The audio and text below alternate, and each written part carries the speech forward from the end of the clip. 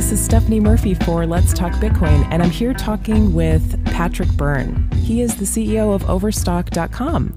Hi, Patrick. Welcome to Let's Talk Bitcoin. Stephanie, great to be on.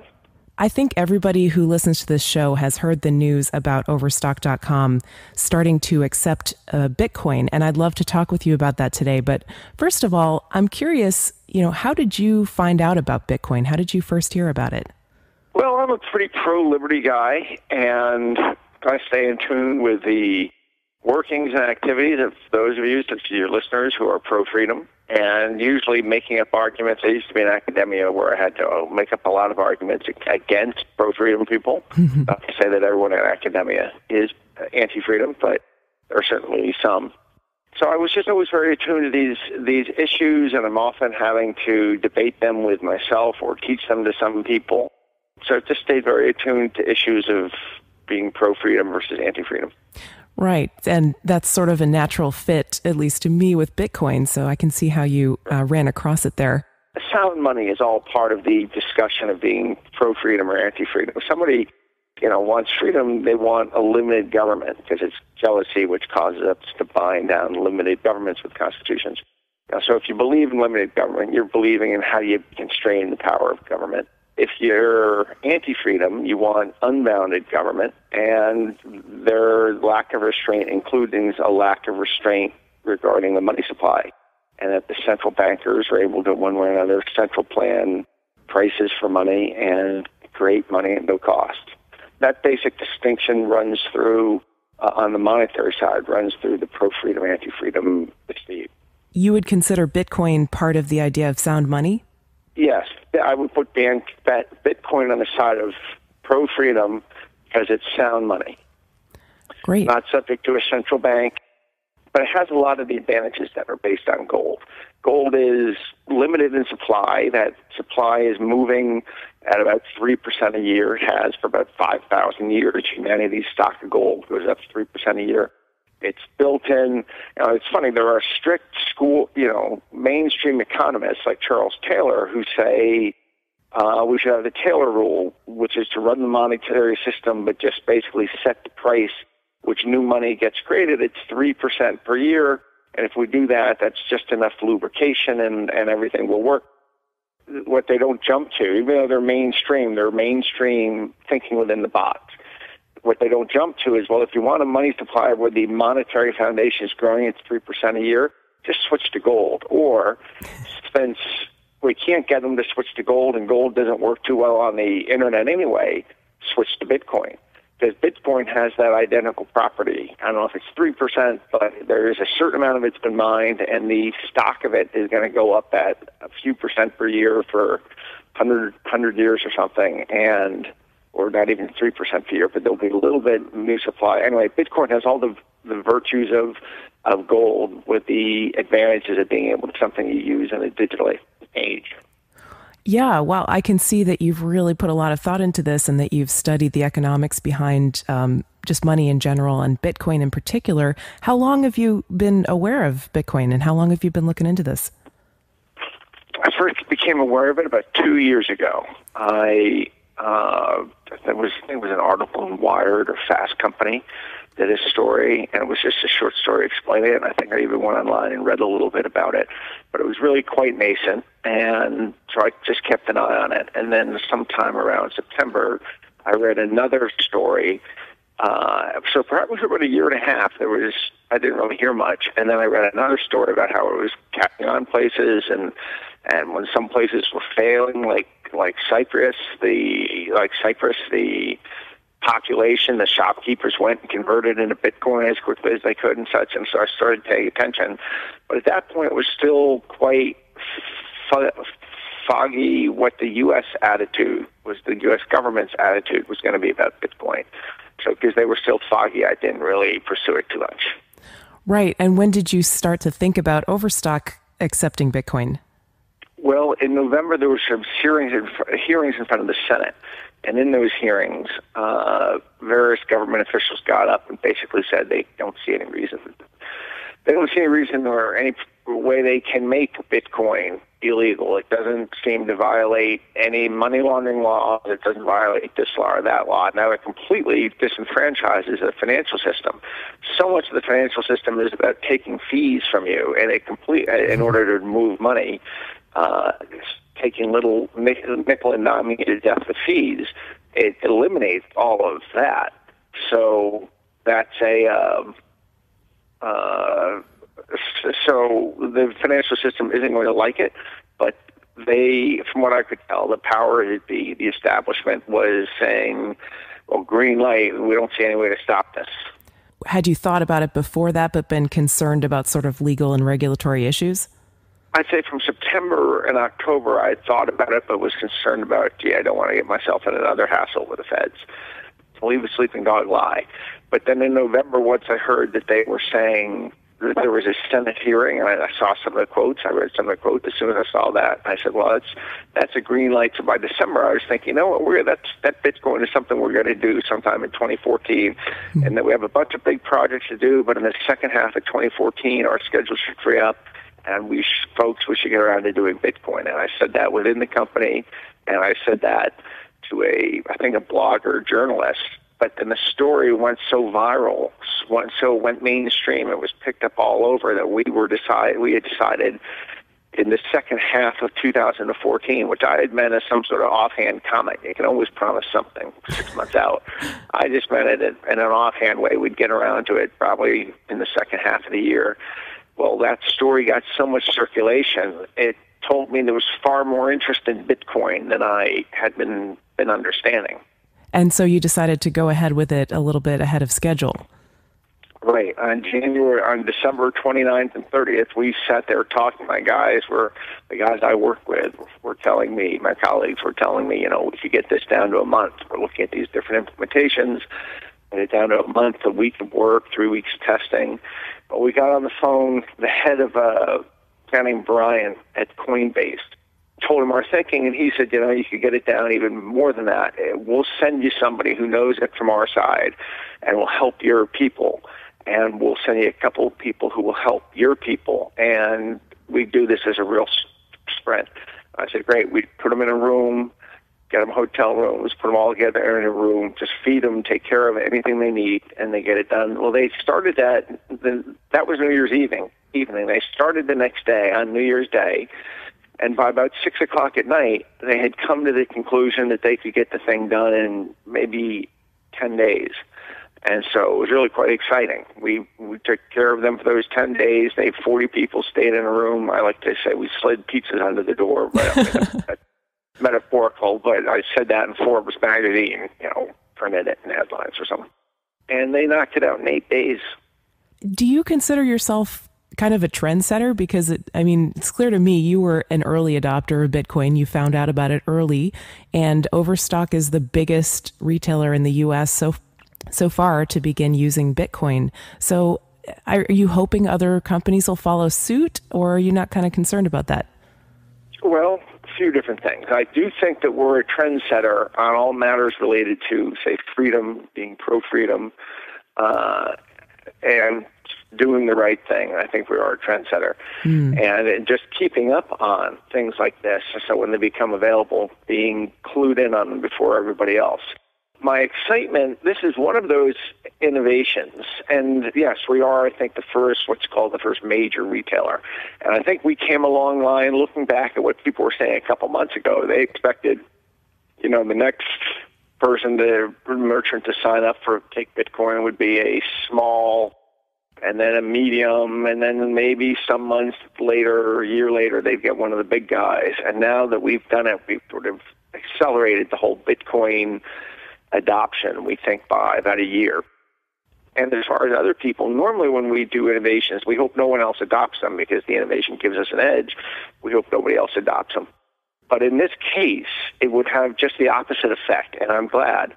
By us doing this, all the big guys have to adopt it. Amazon, eBay, etc., they have to adopt it. I will be stunned if they don't, because, and maybe they were thinking of it 1 or 2 years down the road adopting it, but now they have to adopt it because Otherwise, as this piece of the market grows, and it's growing so quickly, and there's clearly such desire for it, as this piece of the market grows,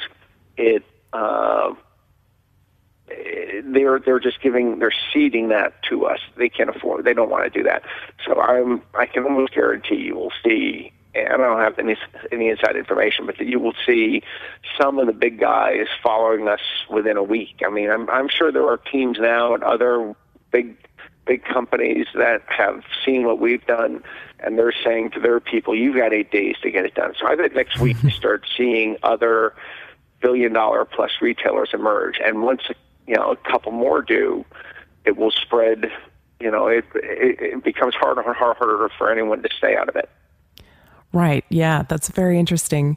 I'm hoping, if I may say, at the risk of being crassly commercial, I'm hoping that it can become that it will become part of the Bitcoin lore, that Overstock was the company that made that big step, that broke that ice, and that showed that loyalty to Bitcoin before anyone major, when the rest of the establishment was doing what they could to stop it, and that by doing it, Overstock kind of forced open the adoption cycle of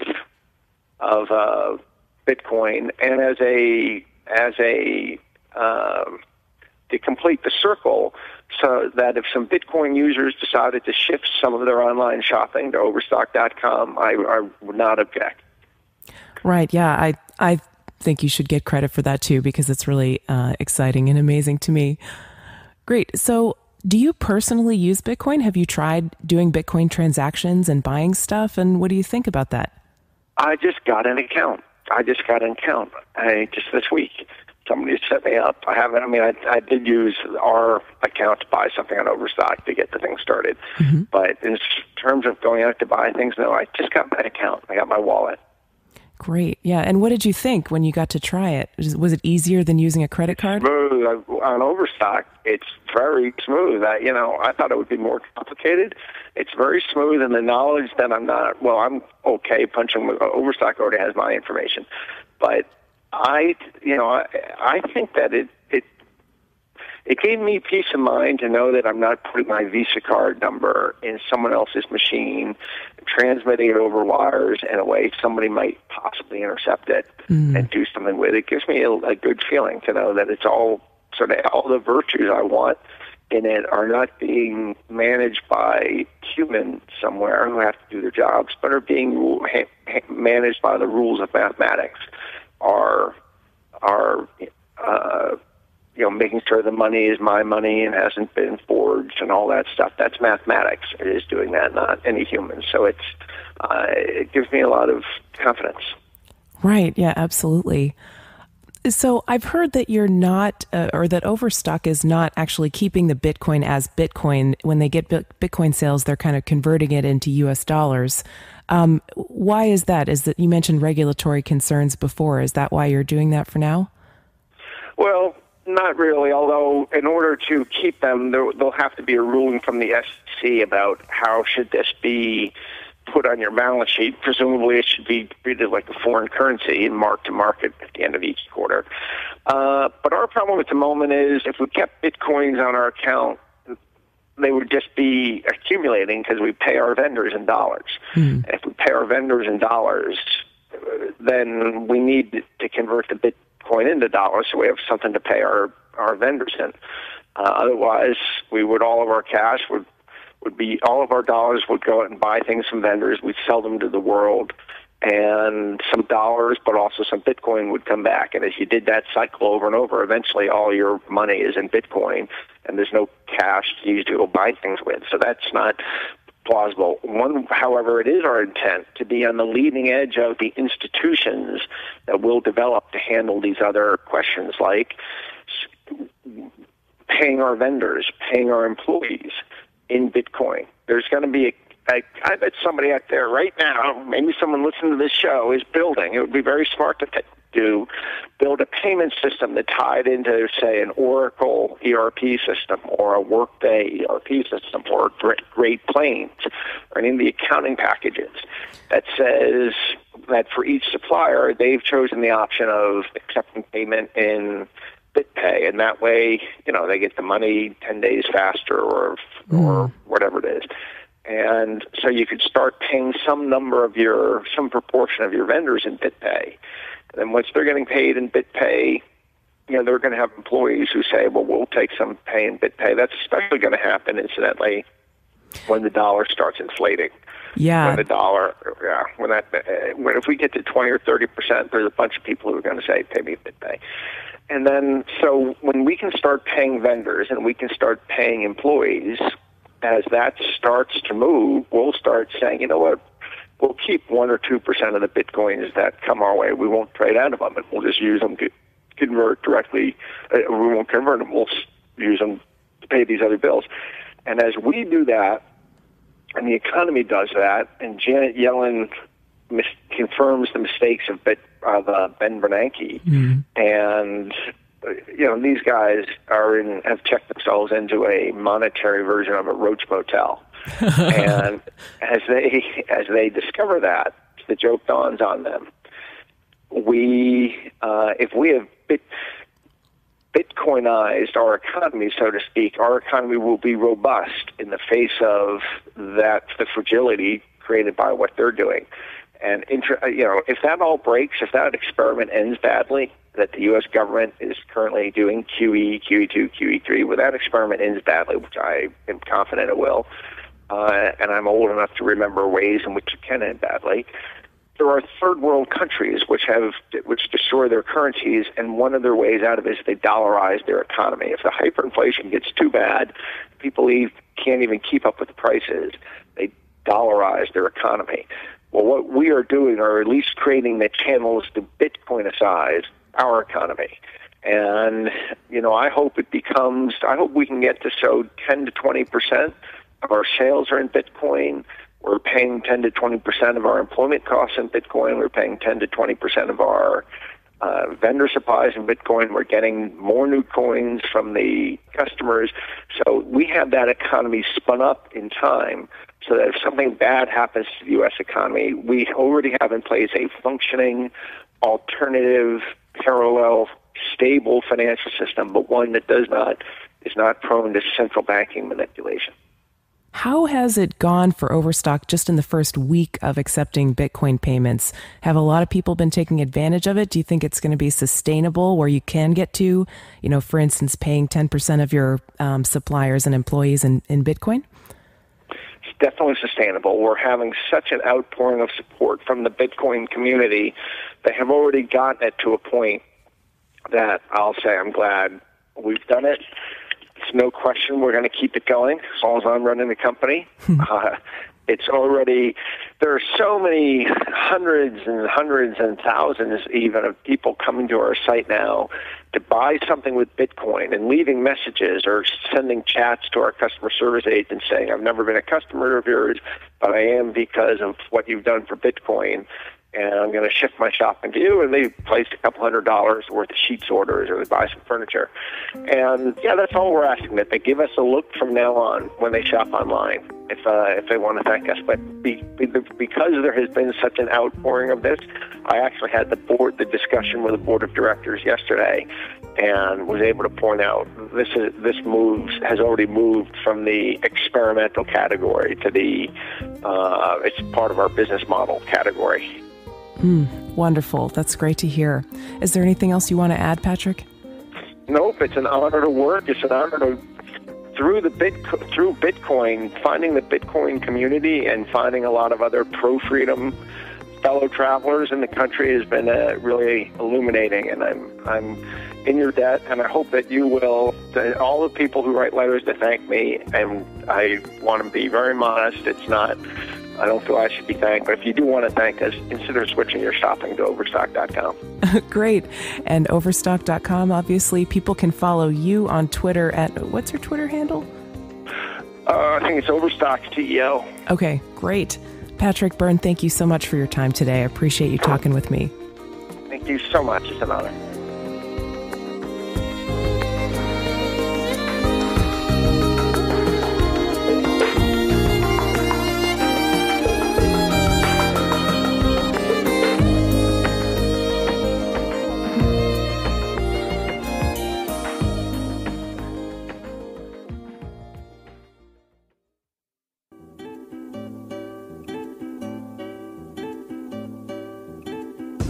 Shop smart with your Bitcoin and get 3% back with Gift.